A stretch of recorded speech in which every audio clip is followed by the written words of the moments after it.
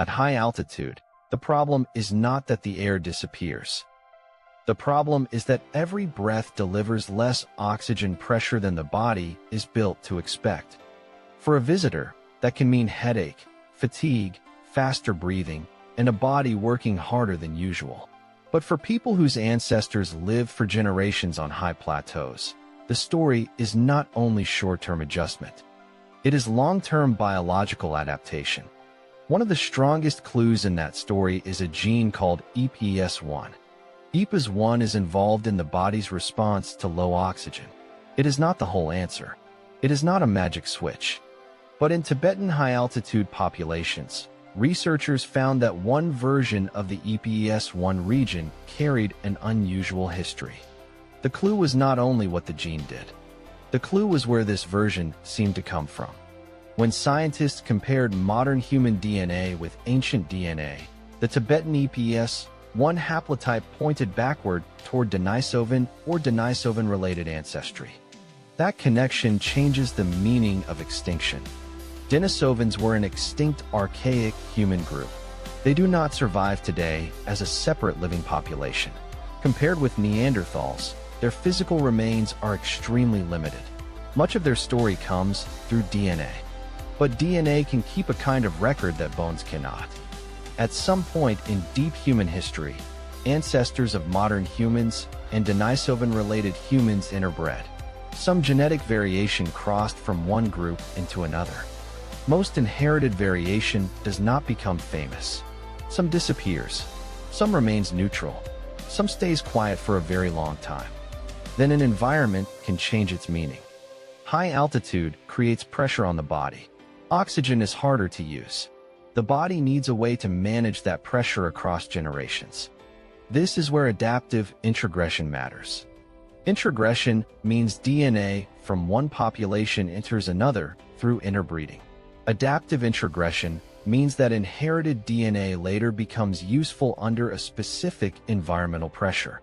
The ancient DNA did not matter simply because it was ancient. It mattered because the mountain made one inherited trace worth keeping. That is the stronger lesson of EPAS1. The story is not that Denisovans gave Tibetans a special gene. That is too simple. The safer conclusion is that Denisovan-related ancestry contributed to high-altitude adaptation, and EPAS1 is one important clue in a larger biological story. This distinction matters. If we say one gene explains survival, the story becomes false. Human adaptation is never that clean. It involves many systems, many generations, and many pressures working together. If we say Denisovans are still alive inside us, the story becomes misleading.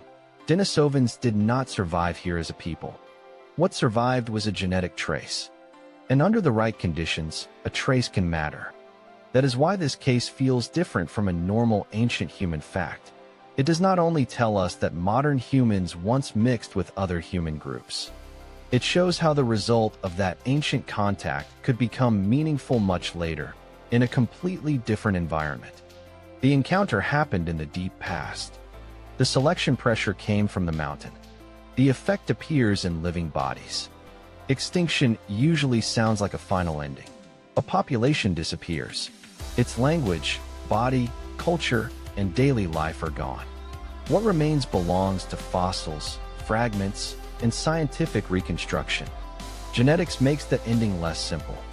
A vanished population can be gone from the world and still leave biological traces inside another population. Most traces do not become visible stories. But sometimes, under the right pressure, one trace becomes part of how a body survives. Return to the breath at high altitude. At first, it looks like a simple body problem. Thin air, less oxygen, harder work. But behind that breath is a much older chain. Oxygen pressure led researchers to EPAS1. EPAS1 led them to an unusual genetic signal. That signal pointed back toward Denisovan-related ancestry. And that ancestry showed something ordinary language does not capture well.